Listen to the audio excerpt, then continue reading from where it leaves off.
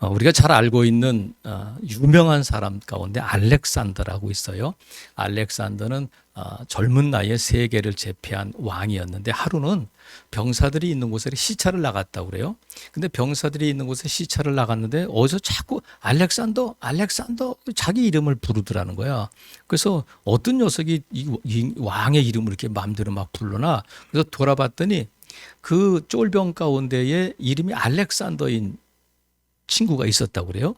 그래가지고 병사들이 알렉산더, 알렉산더 이렇게 부르는데 정중하게 부르는 것이 아니라 놀리더라는 거예요. 그러니까 자기가 보니까 이 알렉산더가 형편없는 친구들이에요. 그래서 조용히 이 알렉산더를 불렀다고 그래. 알렉산더 임금이 알렉산더 쫄병을 불러가지고 야, 네 이름이 뭐냐? 알렉산더입니다. 그러니까 알렉산더 대왕이 그랬다고 그래. 너 이름을 바꾸든지 아니면 이름에 걸맞는 행동을 해라. 이름값을 해라. 이렇게 말했다는 거예요. 그러니까 이름을 바꾸든지 이름에 걸맞는 행동을 해라. 이름값을 해라. 그랬다고 그러는데 이름을 바꿨는지는 모르겠어요. 누구에게나 다 이름이 있잖아요. 강아지에게도 다 이름이 있어요. 예전에는 제가 어렸을 때만 해도 지금처럼 개가 이렇게 많지 않을 때요. 그냥 개는 그냥 보신탕 이걸로 다 있었는데 개가 이렇게 우리나라 사람들이 개를 키울 때 마당에서 이렇게 보통 키웠잖아요. 집에서 키우는 생각도 못 했었는데 그때는 아파트도 많지 않고 그랬으니까. 그럼 개 이름을 질 때 대부분 뭐냐면 메리 좋고 쫑이야. 메리 돋고 쫑. 이게. 그래서 제일 많은 개 이름은 메리야. 메리 무슨 뜻인지 모르고 메리. 그래서 동두천 갔는데 미군이 많은 데서 이제 미군들이 지나가면 미군들이 이상하게 왜 자기네 나라 사람 메리 이름을 부르나. 그래가지고 돌아보면 놀리려고 그런 건 아닌데 개 이름이 다 메리더라는 거예요. 자기네 동네 미국에서는 그냥 메리 하면 흔한 이름인데 개한테 그 이름을 지니까 자기들이 자꾸 놀림 받는 것 같아서 한 번은 우리나라 사람들이 지나가는데 영자야 그러더라는 거야. 우리가 미군들이 지나가는 개를 향해서 영자야 그래서 돌아보니까 막 웃으면서 가더라는 거야. 그러니까 일부러 이름을 영자라고 개한테 영자라고 불렀다는 거예요. 그래서 여러분 오늘 제가 여러분에게 함께 은혜 나눌 내용은 메리에 관한 얘기야. 메리인데 성경은 마리아 이렇게 됐잖아요. 마리아에 관한 얘기인데 마리아는 개 이름은 아니잖아. 그죠? 마리아는 사람 이름인데 이 처녀 마리아에게 어느 날 천사가 찾아왔는데 천사의 이름이 누구냐면 가브리엘이라는 천사가 찾아와서 이 마리아를 향해서 마리아야 이렇게 이름을 부르지 않고 자 28절에 보니까 뭐라고 부르냐면 은혜를 받은 자여 이렇게 마리아에게 들어가서 마리아 이름이 마리아야 이렇게 부르지 않고 은혜를 받은 자여 또 30절에 보면 내가 하나님께 은혜를 입었다 이런 말씀이 있어요. 그러니까 마리아를 뭐라고 부르냐면 은혜를 받은 자여 은혜를 입은 자여 이렇게 불러서 마리아의 별명이 뭐가 되냐면 은혜를 받은 자 이렇게 됐단 말이죠. 그래서 마리아만 은혜를 받은 자 이런 별명을 가진 것이 아니라 저와 여러분 모두가 하나님께 은혜 받은 자인 줄로 믿습니다. 그래서 은혜 받은 자여 하는 것은 마리아만 부르는 것이 아니라 저와 여러분에게 붙여주신 별명이 뭐냐면 은혜 받은 자야. 내가 은혜 받은 자임을 믿으신 분만 아멘. 은혜 받은 자인데 그러면 은혜 받았다면 은혜 값을 하며 살아야 돼요. 은혜 받은 자답게 살아야 되는데 은혜 값을 하려면 기억해야 할 세 단어가 있다. 몇 단어가 있다고요? 세 단어가 있는데 먼저는 어떤 단어냐면 평안이라는 단어야. 자, 28절에 보니까 그에게 들어가 이르되 은혜를 받은 자여 이렇게 부르면서 뭐라고 명령하냐면 평안해 이렇게 명령해. 이것은 평안할래? 평안해볼래? 평안하겠어? 이런 것이 아니라 명령이야. 은혜를 받은 자라면 평안해야 돼. 평안할지어다. 이렇게 명령한단 말이죠. 그런데 이 마리아에게 어떤 감정이 있었느냐면 29절에 보니까 처녀가 그 말을 듣고 놀랐다는 거예요. 놀랐는데 놀랄 뿐만 30절에 보니까 천사가 이르되 마리아여 무서워하지 말라. 평안의 반대는 뭐냐면 놀람과 무서움과 두려움 이런 것들이 우리의 평안을 깨뜨리는데 평안이 뭐냐면 평안은 늘 우리가 많은 것을 가져서 또 안에 음악을 들어서가 또 좋은 데 호텔에 가서 지내서 평안이 아니라 하나님과의 관계에서 오는 거예요. 평안은 하나님과의 관계에서 오는데 이 평안은 누가 주시냐면 하나님이 주셔요. 우리 주님이 평안을 내가 너에게 평안을 주게 왔다. 이렇게 말씀하셨는데 이사야를 통해서 하나님이 뭐라고 말씀하셨냐면 이런 말씀이 있어요. 이사야서 59장 19절에 보면 입술의 열매를 창조하는 자 여호와가 말하노라 먼 데 있는 자에게든지 가까운 데 있는 자에게든지 평강이 있을지어다 평강이 있을지어다 내가 그를 고치리라 하셨느니라. 입술의 열매를 창조하는데 하나님께서 말씀하신 것은 열매로 맺히게 되는데 하나님 뭐라고 말씀하시냐면 평안할지어다 평강이 있을지어다 평강이 두 번 반복해서 말씀하시고 그리고 내가 너를 고칠 테니까 너 염려하지 말고 평안하라 이렇게 말씀하시는데 이사야 55장 11절에 그 앞에 있는 말씀을 보면 뭐라고 말씀하시냐면 내 입에서 나가는 말도 이와 같이 헛되이 내게로 되돌아오지 아니하고 나의 기뻐하는 뜻을 이루며 내가 보낸 일에 형통함이더라 이렇게 말씀하셔요. 무슨 뜻이냐면 하나님이 말씀하신 것은 이루어진다는 거야. 그러니까 평강할지어다 평안할지어다 하면 그 말한 대로 이루어지고 열매를 맺게 되고 하나님께서 말씀하시는데 그 말씀이 그냥 허공을 돌다가 그냥 돌아오는 것이 아니라 하나님께서 하신 말씀을 반드시 이루고 형통하게 하신다는 거예요. 그래서 하나님께서 평강할지어다 말씀하신 것을 예수님께서 제자들을 전도 파송하시면서 뭐라고 말씀하시냐면 돈 가져갈 필요 없다.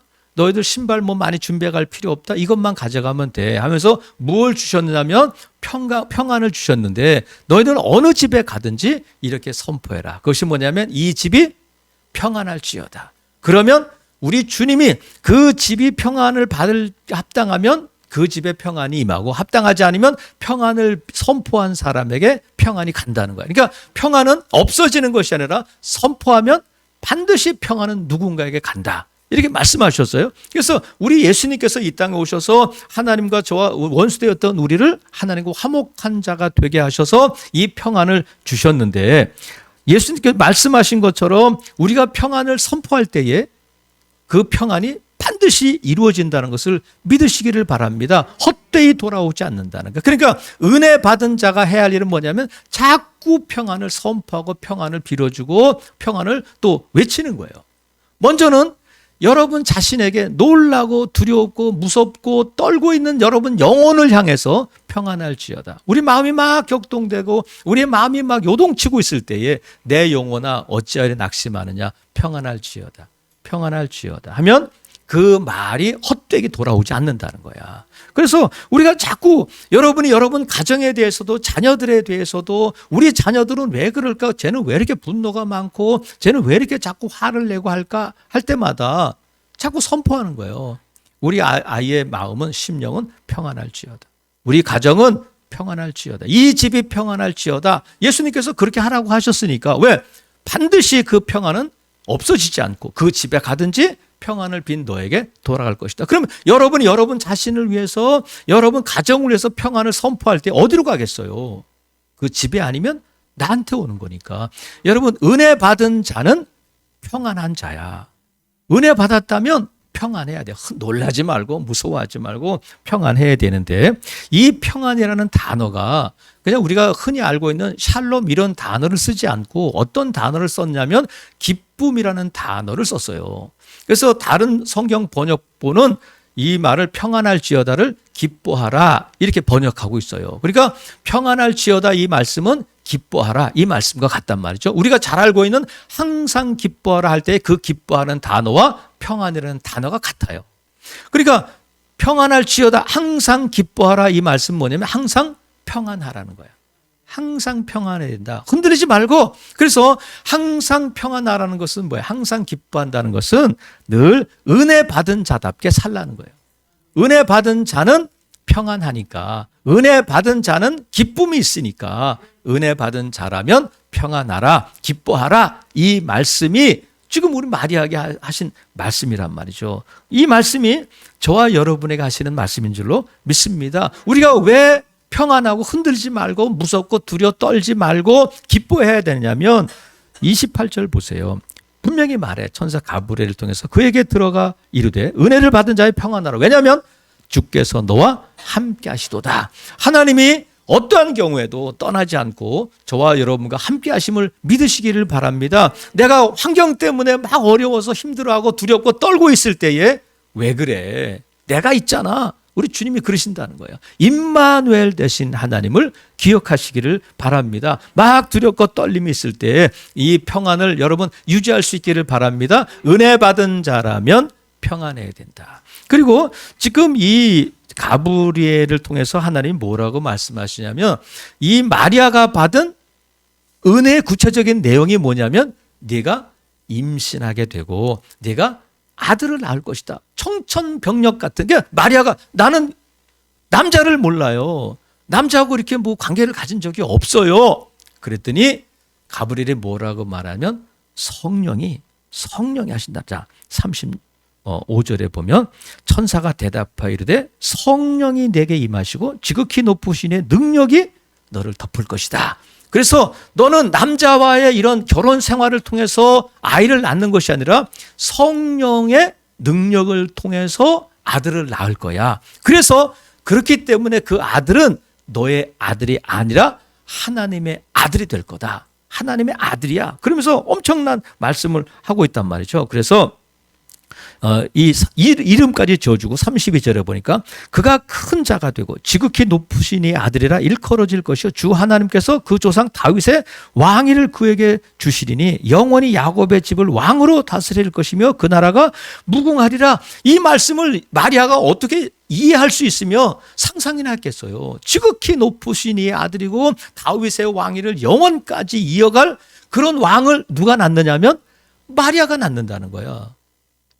결혼한 적도 없는데 남자 경험도 없는데 마리아를 통해서 이런 일이 일어나게 된다는 거예요. 근데 그것이 무엇을 통해서 가능하냐면 성령이 임하고 하나님의 능력이 덮으실 때에 그 일이 일어나게 될 것이다. 그러면 성령의 능력을 통해서 아들을 낳게 되는데 여러분 저와 여러분이 이제 성령의 능력을 다 경험하신 분들인데 그러면 마리아가 해야 할 일은 뭐냐면 이 예수의 탄생의 비밀을 얘기해 줘야 돼. 그래서 가족들에게 우선 너희 형은 너희 오라비는 요셉의 너희 아버지의 아들이 아니야. DNA 검사를 해봐야 아는 것이 아니라 마리아는 알잖아요. 요셉은 알잖아. 근데 마리아가 해야 할 일은 뭐냐면 내가 예수를 낳았어. 내가 어머니야. 그러고 다니지 말고 뭘 해야 되냐면 예수는 요셉의 아들이 아니야. 너는 아버지와의 사이에서 태어난 아들이 아니야. 이것을 정체성을 말해야 할 뿐만 아니라 예수가 누구인지를 분명히 밝혀줘야 돼. 근데 이 일이 저분이 내가 낳은 예수가 하나님의 아들이에요. 그러면 그건 엄청난 일이에요. 엄청난 핍박이 오고 고난이 오지만 마리아는 그 일을 해야 돼. 예수님이 누군지 어떻게 탄생하게 됐는지 어떻게 마리아가 결혼도 안 하고 예수를 낳게 되었는지를 말해. 이걸 뭐라고 부르냐면 증인이라고 부르는 거야. 그러니까 마리아가 해야 할 일은 뭐냐면 예수의 탄생의 증인이 돼야 되는 거예요. 자기를 막 말하고 자기가 높아지려고 하는 것이 아니라 예수님의 탄생의 비밀을 얘기해 줘야 돼요. 그러면 마리아는 어떻게 했을까? 마리아는 증인의 삶을 살았어요. 그러니까 이 복음서가 있는 거예요.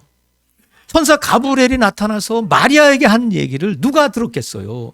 마리아만 들었는데 마리아가 이 얘기를 하고 예수는 말이다 내 아들이 아니고 요셉의 아들이 아니고 하나님의 아들이야. 이것을 마리아가 증언했기 때문에 오늘 이 복음서가 기록되고 저와 여러분이 예수님은 동정녀 마리아에게 성령의 능력으로 잉태되고 태어나셨구나 하는 것을 알게 됐단 말이죠. 그래서 성령의 능력을 입은 은혜를 받은 자들은 뭐가 되어야 되냐면 증인이 돼야 돼. 증인의 삶을 살아야 된단 말이죠. 그래서 예수님께서 제자들에게 오직 성령이 너희에게 임하시면 너희가 권능을 받고 땅끝까지 이르러 내 뭐가 된다고요? 증인이 될 거야. 그러니까 저와 여러분의 은혜를 받은 자라면 증인의 삶을 살아야 된단 말이죠. 뭐에 대한 증인이냐면 예수 그리스도의 오심과 예수 그리스도의 죽으심과 예수 그리스도의 부활과 승천과 성령의 오심과 이런 일들에 대해서 여러분 분명히 증인이 돼야 된단 말이죠. 그래서 예수님께서 이 땅에 오셔서 많은 사람들을 고쳐주셨잖아요. 하나님의 아들로서 고쳐주셨는데 고쳐주실 때마다 그 사람들에게, 고침받은 사람들에게 뭐라고 당부하셨냐면 절대 딴 데 가서 말하지 마라. 그런데 그 사람들이 알았어요. 그리고 말을 안 했을까? 말을 했을까? 마태복음 9장에 보면 이런 말씀이 있어요. 맹인을 고쳐주신 다음에 예수께서 엄히 경고하시되 삼가 아무에게도 알리지 말라 하셨는데 31절에 보면 그들이 나가서 예수의 소문을 그 온 땅에 퍼뜨리고 다녔다는 거예요. 예수님이 나를 고쳐주셨어요. 예수님이 내 눈을 뜨게 해주셨어요 하면서 예수님이 그렇게 엄히 경고하셨음에도 불구하고 다니면서 온 땅에 다니면서 예수님의 증인이 됐다는 거야. 예수님이 고쳐주셨어요. 유명한 의사가, 유명한 약이 내 눈을 뜨게 한 것이 아니라 예수님께서 내 눈을 뜨게 해주셨어요 하면서 다니면서 예수님을 전파했다는 거예요. 증인의 삶을 살았단 말이죠. 내가 경험한 예수님, 내가 받은 은혜를 온 땅에 다니면서 소문을 퍼뜨리고 다녔어요. 그래서 예수님이 가시는 곳마다 많은 병자와 많은 사람들이 따라다녔는데 어떻게 따라다녔냐면 누가 전한 그 소문을 듣고 예수님을 따라온 거예요. 누군가가 예수님을 전하고 예수님의 그 경험한 은혜를 전파할 때에 그 소문이 소문으로 해서 많은 사람들이 예수님 앞에 오게 됐단 말이죠. 그래서 여러분, 저와 여러분이 은혜 받은 자로 일단 예배 시간에, 기도 시간에 아니면 말씀 읽다가 여러분 삶 가운데에서 은혜 받을 수 있기를 주님의 이름으로 축복합니다. 은혜를 받아야 증언할 수 있을 거 아니에요. 근데 하나님은 저와 여러분에게 하나님 나 은혜 못 받았어요. 나 은혜 몰라요. 그러지 않고 뭐라고 부르냐면 은혜 받은 자여. 이미 받았다는 거야. 은혜 입은 자여. 이렇게 부른단 말이죠. 그러니까 저와 여러분의 별명은 뭐냐면 은혜 받은 자야. 은혜 받은 자라면 은혜 받은 자답게 은혜 값을 해야 되는데 어떻게 하냐면 은혜 주신 하나님에 대한 증인으로 나를 구원해 주신 예수님의 증인으로 살 때에 그 사람이 은혜 받은 자가 된단 말이죠. 우리가 잘 알고 있는 수가성 여인이 남편이 다섯이셨던 수가성 여인이 은혜 받고 나니까 물동이를 놓아두고 그러지 않고 물동이를 버려두고 동네로 달려갔다는 거예요. 물동이를 어떻게 했다고요? 버려두고 달려갔다는 거예요. 달려가서 뭐 하냐면 은혜 받았어요. 어떤 은혜냐면 내가 메시아를 만났어요. 그렇게 막 동네에 막 소문을 퍼뜨리고 다니니까 동네 사람들이 다 예수님께 나와서 그 말씀 듣고 그들도 함께 은혜 받고 구원받은 줄로 믿습니다. 그래서 은혜 받은 자는 누구냐면 증인이 되어야 된다. 저와 여러분이 예수 그리스도의 증인 되시기를 주님의 이름으로 축복합니다. 그래서 우리가 은혜 받은 자라면 평안 기억해야 되고 증인 기억해야 되고 또 한 가지는 뭐냐면 자 마리아가 이 천사의 말을 듣고 뭐라고 고백하냐면 38절 보세요. 마리아가 이르되 주의 여종이니 모대로 말씀대로 내게 이루어지이다 하매 천사가 떠났다는 거야. 이제 천사가 가브리엘이 와서 할 말을 했고 마리아가 그 천사의 말을 듣고 반응하는 것을 보고 떠나야 되는데 이 말하기를 기다렸다가 주의 말씀대로 내게 이루어지이다 하니까 그 말을 듣고 천사가 떠나 이제 됐다 하고 갔다는 거야. 그러니까 은혜를 받은 자라면 말씀대로 하는 거예요. 그게 뭐냐면 순종이잖아요. 말씀대로 하는 삶. 말씀대로 말씀을 따라가는 사람이 누구냐면 은혜 받은 자야. 그래서 여러분, 지금 이 마리아가 말씀대로 내게 이루어지다 하는 것은 엄청난 결단이에요. 목숨을 건 순종이에요. 지금 돌에 맞아 죽을 수도 있는데 말씀대로 내가 그럼 내가 순종하겠습니다 할 수 있는 것은 어린 처녀의 몸으로서 감당하기 어려운 일인데 그는 말씀대로 이루어지다 하면서 그 말씀을 받아들인단 말이죠. 근데 마리아에게는 지금 이 순종하기 어렵게 하는 순종의 걸림돌이 뭐냐면 그 안에 두려움이 있고 그 안에 놀람이 있고 그렇단 말이죠. 그럼 우리 두려움은 어디서 오는 거냐면 내 생각에서 오는 거잖아요. 그죠? 내 생각에서. 그래서 우리가 하나님께 순종할 때 주의 말씀에 순종할 때에 내려놓아야 될 것이 뭐냐면 내 생각을 내려놓아야 순종할 수 있어요. 내 생각대로 되는 것이 아니라 환경대로 되는 것이 아니라 내 마음대로 하는 것이 아니라 무엇대로? 말씀대로 하는 것이 순종이다. 그래서 우리가 순종은 뭐냐면 생각보다 말씀이 먼저일 때 그게 순종이 되는 거예요. 그래서 여러분 생각이 어떻다 할지라도 여러분의 마음이 어떻든지 주님이 말씀하시면 내 주님 할 수 있기를 주님의 이름으로 축복합니다. 내 생각이 어떠하다 할지라도 주님 말씀하시면 네 하나님 할 때에 그것이 순종인 줄로 믿어요. 여기서 이 말씀이 말씀대로 내게 이루어지다 할 때 이 말씀이 뭐냐면 레마야. 헬라어로 레마. 이 레마가 어디 나오냐면 예수님께서 베드로에게 밤새 고기를 잡았지만 한 마리도 잡지 못한 베드로에게 찾아오셔서 베드로야 깊은 데로 가서 그물을 내려 고기를 잡아봐 했더니 베드로가 말씀에 의지하여 내가 그물을 내리겠습니다. 그 말씀이 레마야. 다른 사람들에게 다 하시는 말씀이 아니라 나에게 주시는 말씀이 레마의 말씀이잖아요. 그러니까 베드로는 하나님의 말씀 로고스 그러지 않고 주님이 나에게 말씀하시니까 내가 밤새 수고해서 잡은 것이 없지만 말씀에 의지해서 그물을 내리겠습니다. 그런단 말이죠. 그래서 베드로가 그물을 내리는 데에 걸림돌이 뭐냐면 경험이잖아. 나는 전문가고 내가 밤새 수고해서 고기를 못 잡았는데 아유 지금은 안 돼. 난 안 돼. 난 할 수 없어. 우리 집은 안 돼. 우리 교회는 안 돼. 우리 애들은 안 돼. 못해. 할 수 없어. 지금까지 해봤는데 안 돼. 할 때에 이 경험이 우리의 순종을 하는데 우리 발목을 잡게 된단 말이에요. 그래서 여러분이 어떤 경험을 했든지 여러분이 어떠한 일들을 겪었든지 간에 하나님이 말씀하시면 말씀에 의지하여 그물을 내리는 여러분 될 수 있기를 주님의 이름으로 축복합니다. 그래서 생각보다 말씀이 앞서야 할 뿐만 아니라 내 경험보다 말씀이 먼저여야 된단 말이죠. 그래서 생각을 내려놓지 않으면 내 경험을 내려놓지 않으면 내 마음, 내 환경, 내가 보는 것대로가 아니라 말씀대로 내게 이루어지이다. 말씀하시니 그물을 내리겠습니다 하는 것이 순종인 줄로 믿어요.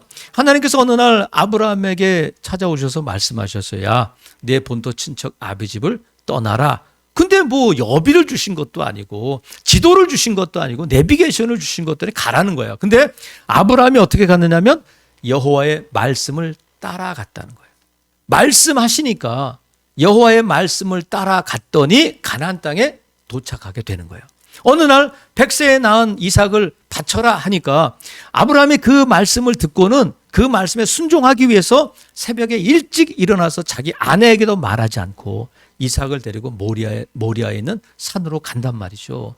자기 생각이 어떻든지 간에 환경이 어떻든지 간에 말씀하시니까 그 말씀에 순종할 때에 놀라운 은혜를 경험한 줄로 믿습니다. 저는 지난주에 어느 한 청년이 새롭게 이제 직장에 들어가서 일을 하게 됐는데 저 카톡을 하다가 제가 그랬어요. 예, 너 첫 번째 얻는 수입은 첫 열매로 하나님께 드려라. 그랬어요.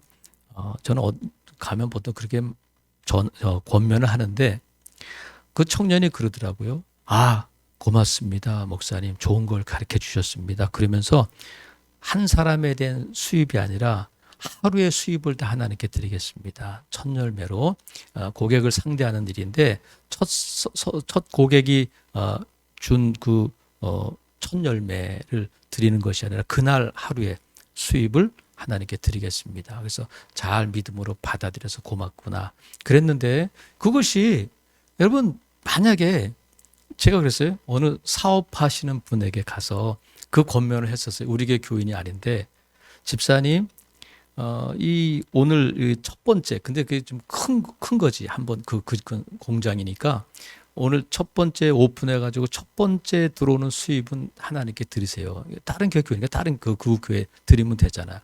근데 드렸는지 안 드렸는지는 모르겠어요. 여러분 이 순종이 하나님이 기뻐하시는 순종인 줄로 믿어요. 내 생각, 내 형편 따라서는 할 수 없지만 하늘에서 첫 열매를 드리라고 하니까 그냥 아멘 하고 순종할 때 그 순종이 열매 맺게 될 줄로 믿습니다. 그래서 제가 어제 약간 신문을 보다 보니까 이런 인터뷰가 실렸는데 미래학자인 다니엘 핑크라고 하는 사람이 후회의 재발견 이런 책을 썼는데 그 책을 읽은 이 기자가 인터뷰를 했어요. 저도 최근에 주문했는데 이 다니엘 핑크가 한 말 중에 후회하는 것 여러 가지 후회에 대한 것을 이제 2만 명을 설문 조사해가지고 그 설문을 분석해서 쓴 책이 이제 후회 재발견인데 거기서 뭐라고 말하냐면 사람들은 누구나 다 후회하잖아. 그죠? 여러분 후회가 있어요? 없어요? 없는 분 5명, 있는 분 그래. 누구나 후회가 다 오래 살았든지 나이가 어리든지 다 후회를 하는데 이 저자가 후회를 분석을 해봤는데 누가 후회를 더 많이 하냐면 행동한 사람보다 행동하지 않은 사람이 더 많이 후회하더라는 거야. 행동한 사람보다 행동하지 않은 사람이 더 많이 후회한다. 다른 말로 하면 순종해 본 사람보다 순종하지 않은 사람이 더 많이 후회한다는 거야. 사랑해 본 사람보다 사랑하지 않은 사람이 더 많이 후회하게 된다. 용서한 사람이 용서하지 못한 사람보다 더 많이 후회하게 되더라는 거예요. 2만 명을 이렇게 다 후회한 내용을 받아 보니까 그렇더라는 거예요. 그럼 여러분 보세요. 이분이 그러면 후회를 어떻게 할 것인가? 후회 없는 삶을 살려면 어떻게 할 것인가? 하면서 뭐라고 조언을 하느냐면 이렇게 했어요. 나무를 심기에 가장 좋은 때는 20년 전이다. 두 번째로 좋은 시기는 바로 오늘이다. 나무를 심기에 가장 좋은 때는 언제라고요? 20년 전에. 그때 못 심었어. 계속 후회해. 근데 두 번째로 좋은 기회는 언제라고요? 오늘이라, 오늘. 근데 성경은 오늘이라고 그러지 않고 지금이다 그러셔요. 보라, 지금은 은혜 받을 만한 때다 말씀하셔서 여러분, 저와 여러분 오늘 은혜 받고 오늘 저와 여러분이 은혜 값을 해야 되는 때가 언제냐면 지금인 줄로 믿으시기를 바랍니다. 그래서 저와 여러분이 은혜 받은 자로 은혜 값을 하려면 기억해야 할 3가지. 평안, 증인, 순종. 한번 따라해 보세요. 평안, 증인, 순종. 평안할지어다. 증인이 되라. 너희가 꼭 순종하라. 말씀대로 내게 이루어지이다 할 때에 그 사람이 은혜 받은 자고 그 사람이 하나님께 영광 돌리는 성도인 줄로 믿습니다. 여러분, 저와 여러분은 누구라고 불리는 자들이냐면 은혜 받은 자다. 은혜 받은 자다. 그렇다면 지금 그 은혜의 값을 하면서 여러분 평안하기를 주님의 이름으로 축복합니다. 여러분 안에 기쁨으로 충만하기를 주님의 이름으로 축복합니다. 이거 빼앗기지 않기를 바라요. 여러분의 마음 때문에, 생각 때문에, 환경 때문에 하나님 주신 평강을 빼앗기지 않고 여러분 꼭 붙들 수 있기를 바라요. 그리고 여러분 어찌하든지 어디든지 우리 주님의 증인이 되시고 나 은혜 받았어요. 그래서 여러분들이 예배 시간에 받은 은혜를 누구한테 얘기하면 그 은혜가 일파만파가 돼서 많은 사람들에게 그 은혜가 전파된단 말이죠. 소문이 소문을, 꼬리에 꼬리를 무는 은혜로 이어질 줄로 믿어요. 그래서 여러분이 예배 끝나고 갈 때 차를 타고 가든지 식당에서 만나든지 뭐 주식 얘기, 땅 얘기, 뭐 옷 얘기, 머리 얘기 그런 거 하지 말고 뭐 얘기하라고요? 은혜 받은 얘기하면 아, 집사님도 은혜 받았어? 야, 오늘 찬양 은혜 받았어? 오늘 말씀에 은혜 받았어? 야, 오늘 그러셨어요? 나도 그랬는데 하면 은혜가 갑절로 커지게 될 줄로 믿습니다. 집에 가서도 누구를 만나도 우리 교회 목사님 설교 듣고 야, 얼마나 은혜가 되는지 몰라요. 그럼 여러분 자꾸 전해야 돼. 예수님이 여러분에게 행하신 그 은혜를 자꾸 증언하고 증인이 될 수 있기를 바랍니다. 그리고 여러분들이 끝까지 순종할 때에 아, 어떻게 저럴 수 있을까? 야, 나라면 못하는데 어떻게 저렇게 저런 삶을 살 수 있을까? 그것이 바로 순종의 힘이고 그것이 믿음인 줄로 믿습니다. 아무쪼록 이 말씀을 기억하시고 뭘 기억했냐면 하나님이 지금 나와 함께 하신다 하는 말씀을 기억하시고 매 순간순간마다 여러분 평안을 유지하시고 증인이 되시고 또 여러분 순종하는 삶을 통해서 하나님께 영광 돌리는 복된 성도들 되시기를 주님의 이름으로 축복합니다. 아멘.